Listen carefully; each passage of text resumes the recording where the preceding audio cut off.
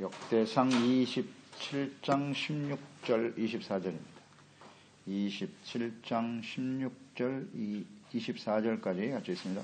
이스라엘 지파를 관할하는 자는 이러하니라. 루벤 사람의 지도자는 시그리의 아들 엘리에셀이요, 시므온 사람의 지도자는 마아가의 아들 스바랴요, 레위 사람의 지도자는 구무엘의 아들 하사랴요, 야론 자손의 지도자는 사독이요, 유다의 지도자는 다윗의 형 엘리후요, 이사갈의 지도자는 미가엘의 아들 오므리요, 스물론의 지도자는 오바레의 아들 이스마요, 납달리의 지도자는 아스리엘의 아들 여레못이요, 에브라임 자손의 지도자는 아사시아의 아들 호세아요, 므낫세 반지파의 지도자는 부다야의 아들 요엘이요, 길르앗에 있는 므낫세 반지파의 지도자는 스가랴의 아들 이또요, 베냐민의 지도자는 아브넬의 아들 아시엘이요, 다는 요로함의 아들 아사렐이니 이들은 이스라엘 지파의 지휘관이었더라.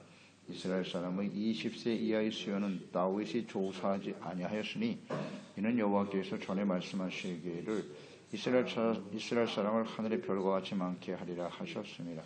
스루야의 아들 요압이 조사하기를 시작하고 끝내지도 못해서 그 일로 말미암아 진노가 이스라엘에게 만지라. 그 수요를 다윗 왕의 역대 지략에 기록하지 아니하였더라. 아멘. 오직 하나님의 나라와 영광을 위한 동기로 행하라.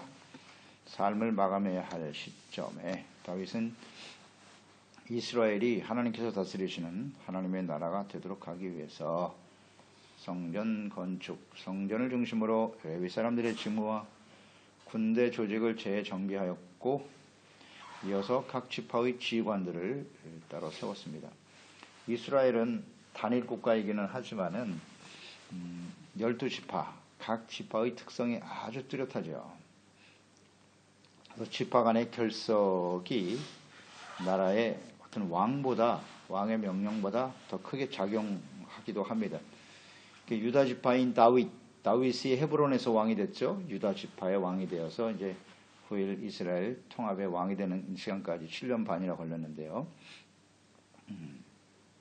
나중에 이 북이스라엘이 갈라지는 그 과정을 보면 유다 지파만 남겨놓고 에브라임과 므낫세를 중심으로 한 북이스라엘 10지파가 북이스라엘로 떨어져 나가죠. 그만큼 그 각 지파 간에 갈등도 있고 아주 쉽지 않아요. 하나 되는 게 매우 쉽지 않다는 것을 그 역사를 통해서 우리가 확인할 수 있는 것인데, 그래서 이 지파들을 어떻게 잘 묶어서 하나로 세워가느냐 하는 것은 매우 중요한 문제죠. 다윗이 경험한 바이고요.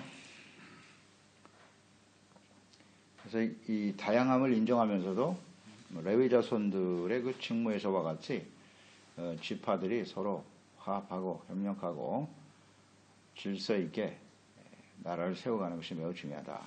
그래서 강조하는 거죠.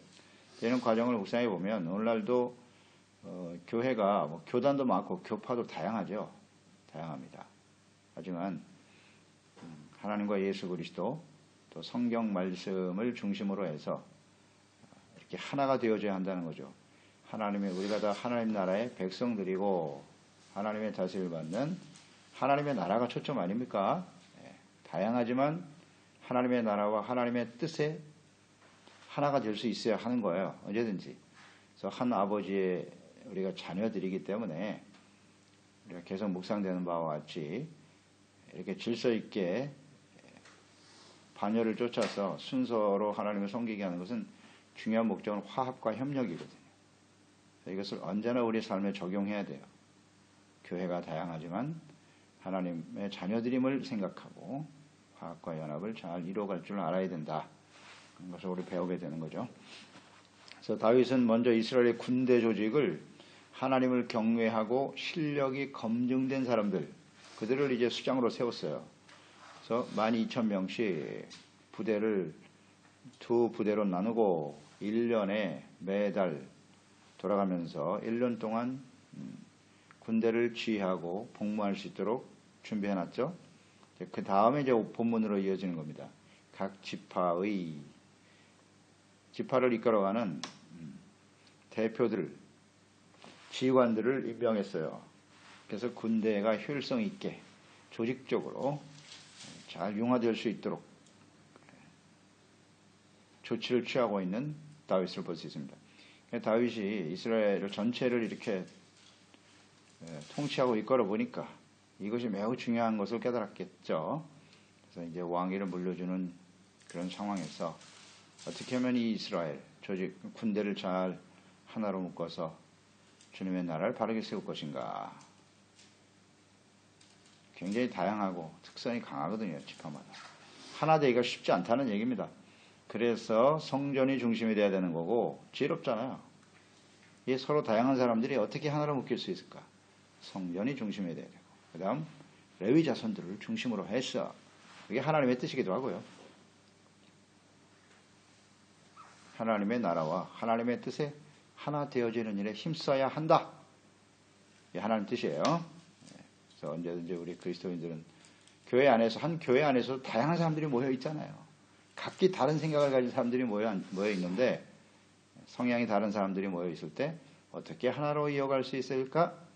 언제든지 하나님의 나라, 하나님의 말씀, 하나님의 뜻에 하나가 되어야 하는 것이에요. 다양성을 인정하되 어떻게 화합하고 협력할 것인가? 그리스도 주님 안에서, 말씀 안에서 매우 중요합니다. 16절, 22절에 각 지파의 지휘관들이 임명이 되어 있죠. 루벤 지파는 엘리에셀, 그 이름들을 우리가 의미를 살펴볼 필요가 있는데 역시요. 도움이 되시는 하나님이란 뜻이에요. 엘리에셀. 시몬 지파는 스와디아, 여호와께서 다스린다는 뜻이고요. 레위 지파의 하사랴, 여호와께서 인정하신다 그런 뜻이고요. 아론 지파에서는 사독, 사독은 의인이란 뜻이에요. 의인. 또 유다 지파의 엘리후, 엘리후는 다윗의 형이네요. 그분이 바로 하나님이시다 그런 뜻을 갖고 있고요. 수불론 지파에서는 이스마야, 여호와께서 들으신다 그런 뜻이고요. 에브라임 지파 호세아, 호세아는 구원이란 뜻이죠. 므낫세 반지파는 요엘, 요엘은 하나님께서 구원이 되신다 그런 뜻이고요. 베냐민 지파는 야시엘, 하나님이 지켜보신다 의미 갖고 있어요. 단 지파는 아사렐, 하나님의 도우심 이런 뜻을 가진 사람들이네요. 그만큼 하나님을 경외하는 사람들을 선정해서 각 군대의 지휘관으로 삼았다. 그러니까 레위 자손들을 중심으로 오직 하나님의 뜻에 일사불란하게 순종하여 하나님의 나라를 견고히 세우기를 원했던 것이고요. 그리고 그 이름들을 지휘관들을 소개할 때 특성 중에 하나가 누구의 아들이죠. 누구의 아들 이렇게 아버지와 아들이 동시에 기록이 되어 있어요. 그만큼 그냥 아들이 아니라 신실한 믿음을 가지고 헌신했던 그 부모 밑에서 그 자녀들이 이렇게 바르게 성장하여 헌신하고 쓰임받게 되었다. 그러니까 그들이 가지고 있는 믿음이 아버지로부터 계승되었다는 거죠. 이런 의미를 갖고 있어요. 아버지와 아들이 동시에 기록됐다. 그러니까 이 의미가 있는 것이 이런 사람들이 지도자로 지금 이렇게 세워질 거거든요. 지휘관으로. 그러니까 그 막상 묵상하면서 이거 왜 이렇게 기록했을까 생각해 보면 이런 사람들이 이런 조건을 가진 이런 자격을 가진 사람들이 지휘관이 되었다는 얘기예요. 이런 자격을 가진. 그러니까 우리가 생각해 보면 아버지는 믿음이 좋은데 그 자녀는 믿음이 안 좋아. 그런 사람 많잖아요. 또 아들은 믿음이 좋은데 아버지가 또 믿음이 없어. 그런 가정도 많을 것이고요. 그런데 여기에 지휘관으로 뽑힌 사람은 아버지와 아들이 다 믿음이 좋아. 이걸 기준으로 삼은 것 같아요. 이걸 기준으로 삼아서 지휘관으로 세웠다.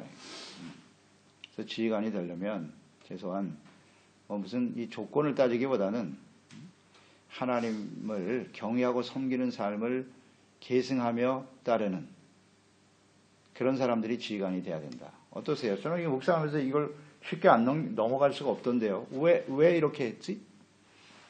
그러니까 부모에게 순종하는 아들이 그 하나님께도 순종할 수 있다는 거예요. 우리가 늘 묵상되는 바죠.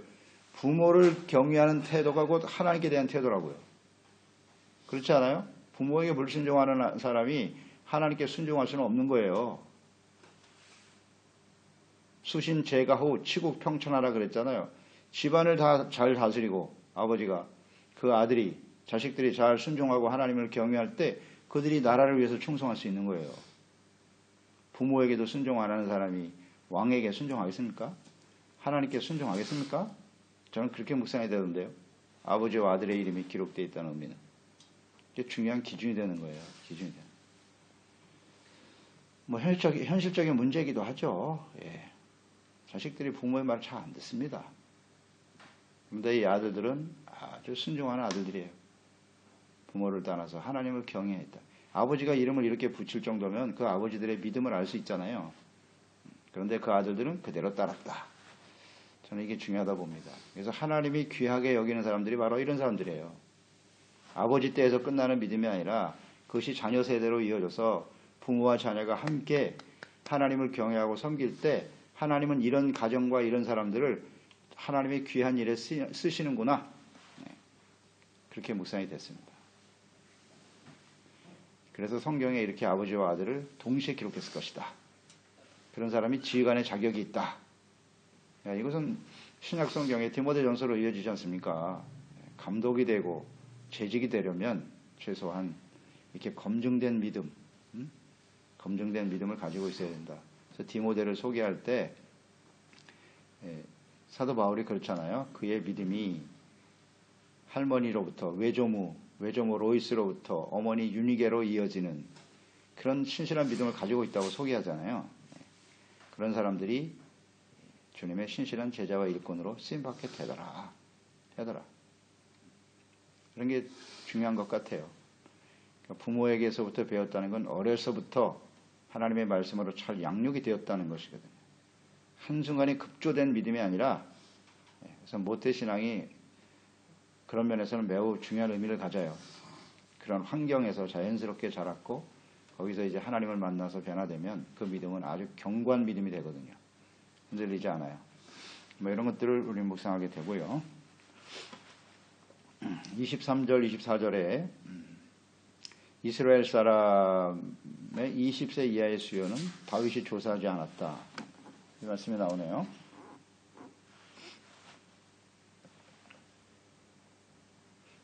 이는 여호와께서 전에 말씀하시기를 이스라엘 사람을 하늘의 별과 같이 많게 하리라 하셨습니다. 수르와의 아들 요압이 조사하기를 시작하고 끝내지도 못해서 그 일로 말미암아 진노가 임했다 하는 내용이 여기 나와 있네요. 이 말씀이 여기 왜 나올까? 저렇게 묵상을 해보면서 인구조사를 한 일은 하나님을 진노하게 하시는 일이었거든요. 여호와께서 진노하셨다 그랬죠. 이스라엘에게 진노가 임했고, 그래서 그 수요를 다윗 왕의 역대 지략에는 기록하지 않았다. 인구조사를 하나님이 기뻐하지 않았어요. 그 일로 인해서 하나님의 진노가 이스라엘 백성들에게 임했죠. 임했습니다. 이걸 마지막 부분에 이렇게 여기 다시 언급한 이유가 뭘까 생각해 보면, 다윗이 인구조사를 실시할 때 하나님께 묻지 않았어요. 그리고 자신의 막강한 군사력과 통치력의 결과가 어떠한지를 알고자 하는 교만으로 시작했죠. 역대상 21장에 나와 있었어요. 우리가 보았습니다. 역대상 21장 1절로 2절에 보면 사탄이 일어나 이스라엘을 대적하고 다윗을 충동하여 이스라엘을 계수하게 하니라. 이 사탄의 역사였단 말이에요.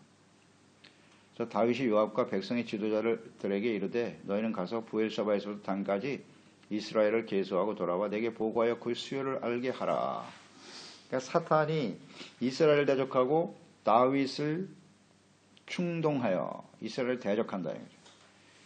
그만큼 이스라엘이 좀 부패한 모습이 있었을 수도 있다는 거죠. 그래서 그 사탄이 미혹하여 이스라엘을 무너뜨리기 위해서 다윗의 마음을 충동했다, 미혹했다는 거죠. 다윗은 여기에 걸려들었어요. 걸려들었습니다. 그래서 그 중심은 교만과 욕심이겠죠. 정욕 이런 것들이 사탄의 미혹을 받아서 인구조사를 하게 되었는데 21장 역대상 20장 7절로 8절에 보면 요압이 이 일을 만류하는 부분이 나오죠. 하나님이 이 일을 악하게 여기사 이스라엘을 치심해 다윗이 하나님께 아뢰되 내가 이 일을 행함으로 큰 죄를 범하였나이다. 그러니까 이 일로 인해서 요압이 반대했고요. 그럼에도 이제 계속 강행하게 되었는데 하나님이 선지자를 통해서 그 죄를 깨닫게 하시죠. 그때 다윗은 크게 범죄했나이다. 회개합니다. 회개하고 이제 간구함나니 종의 죄를 용서하여 주옵소서. 내가 심히 미련하게 행하였나이다. 다윗이 즉시 회개하고 돌이킬 수 있었다는 건 중요하죠. 하지만 이 일로 인해서 전염병으로 7만 명이 죽었어요. 이 사태를 보면서 이제 다윗이 오르나니 타작마당에 서 있는 천사, 칼을 들고 서 있는 천사에게 달려가죠. 선지자가 가르쳐줬어요. 거기 가서 단을 쌓으라고. 그래서 오르나니 타작마당에 가서 번제를 드릴 때 하늘에서 불이 떨어졌죠. 그래서 응답되는 순간 전염병이 끝났죠. 이 사건을 경험하면서 다윗이 이 하나님 앞에서 번제와 제사와 속죄의 제사를 드리는 게 얼마나 중요한지를 깨달았어요. 그래서 내가 지금 이러고 있을 때가 아니다. 그래서 성전을 지어야 되겠군. 그때부터 성전 재래를 준비하고 성전에서 섬길 레위 사람들을 이렇게 세우는 과정으로 온 거예요. 여기까지요. 21장에 이어서. 성전의 중요성을 깨닫게 되었다는 거죠. 그래서 레위 자손들 직무를 정리하고 군대 조직까지 정비하는 일을 힘쓰게 되었는데요. 이 과정 21장에서 쭉 이어지는 거예요. 지금까지. 이런 거 우리는 연결해서 묵상을 해야 돼요. 그래서 다윗의 인구조사는 분명 잘못된 동기로 시작했어요. 사탄의 미혹을 받아서 큰 죄를 지은 것은 사실이죠. 그러나 그로 인해서 인구조사를 해놨어요. 지파별로 계수가 되어 있다고요. 조사한 결과가. 동기는 안 좋았지만. 그러나 그가 하나님 앞에 징계를 당하고 회개하고 돌이킨 이후에는 그 인구조사에 계수된 숫자를 중심으로 이렇게 레위 자손들을 직무를 정리할 수 있었고 군대 조직을 새롭게 정비하는 일에 쓸 수 있었다는 거죠. 이걸 연결해서 묵상을 해야 돼요. 그래서 여기에 이 말씀이 다시 기록된 거예요. 언급하신 거라고. 과거에는 동기가 좋지 않아서 어려움을 당했지만 이제 회개한 이후에는 그것을 가지고 어떻게 하나님의 나라를 견고하게 세울 것인가. 그 이전에는 자신의 나라를 이런 생각을 가지고 시작했거든요. 내가 통치를 잘해서 나의 나라가 얼마나 강성한지 이게 동기였고 회개한 이후에는 하나님의 나라를 세우는 데 초점을 맞췄다. 이게 바로 다른 점인 거예요. 그러니까 우리가 예수 그리스도를 믿기 이전과 이후의 삶 이런 것들을 우리는 잘 묵상해 볼 필요가 있어요. 이전에는 나의 삶을 견고하게 하고 나의 유익을 위해서 살았다면 회개하고 돌이킨 이후에는 우리의 주어진 그 삶이 하나님의 나라와 뜻을 세워가는 일에 쓰임받는 삶이 되어야 한다. 그것이 나에게 주어진 큰 재능일 수도 있고 재물일 수도 있고 나에게 주어진 능력일 수도 있는데 그게 누구를 위한 것이냐? 누구를 위해서 사용되었느냐? 나의 자랑과 영광과 명예를 위한 일이었다면 철저하게 돌이켜야 돼요. 구원받은 이후에도 역시 마찬가지겠죠. 나에게 주어진 이게 하나님이 하신 것이지 다윗이 잘해서 이렇게 된 것이냐? 그렇지 않다라는 거죠. 보세요. 계수하면서 그 숫자가 얼마나 많은지 이스라엘 사람을 하늘의 별과 같이 많게 하리라 하셨습니다. 여호와께서 전에 말씀하신 것이 이루어진 거예요. 다윗이 통치를 잘해서 이렇게 된 게 아니고 이 말씀을 다시 강조하면서 그 숫자가 얼마나 많은지 20세 이하는 다 계수하지도 않았어요. 계수하지도 않았다는 거예요. 그리고 수로의 아들 요압이 조사하기를 시작하고 끝내지도 못했다는 거죠. 20세 이하는 여기에 들어가지도 않았고 또 요압이 다 조사를 마치기도 전인데 그 숫자가 이렇게 많았다는 거 아니에요. 그럼 그 전체를 포함하면 얼마나 많은 숫자가 다윗 시대에 크게 번성했는가를 보여주는 거죠. 보여주는데 이것은 여호와께서 전에 말씀하시기를 이스라엘 사람을 하늘의 별과 같이 많게 하시려고 하는 하나님의 말씀이 성취되었던 것이다. 비로소 깨달은 거예요, 다윗이. 이거 내가 잘해서 이렇게 된 게 아니라는 거죠.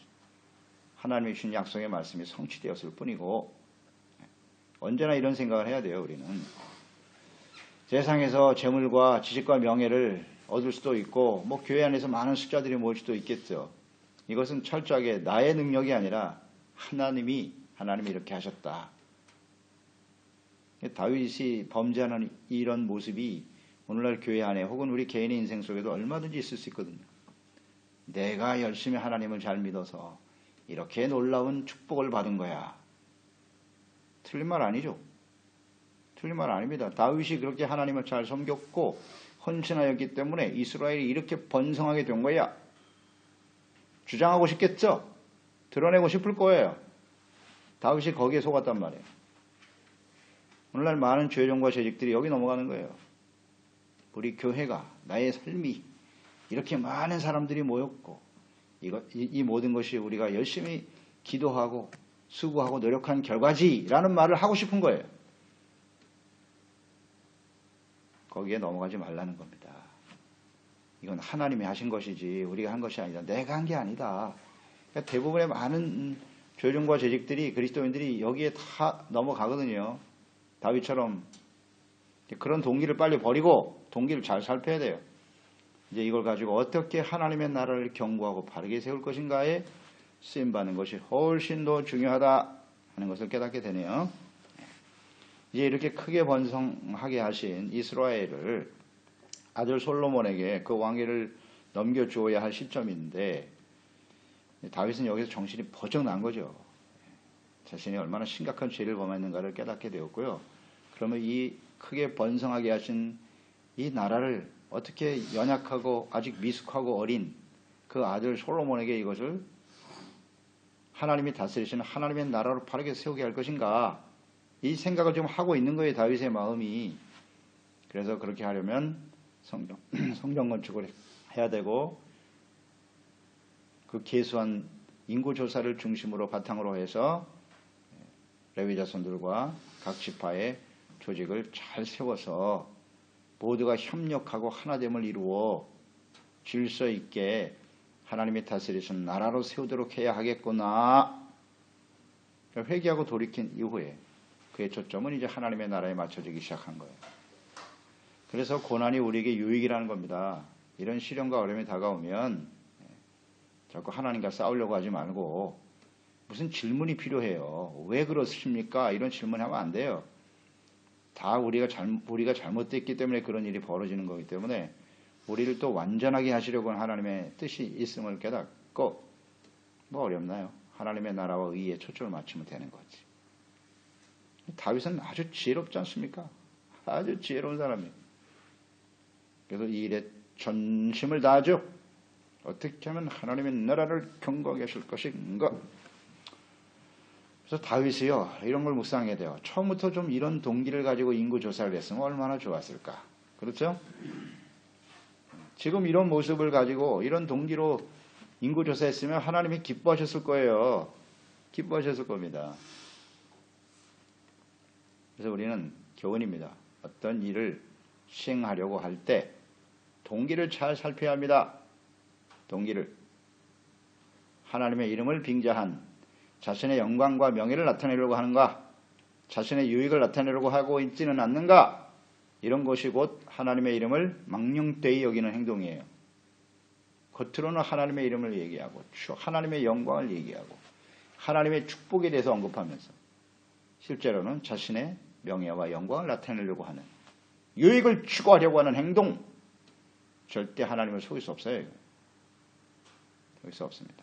그래서 동기를 잘 살피면서 이게 진정 하나님의 나라와 의를 구하는 일인가?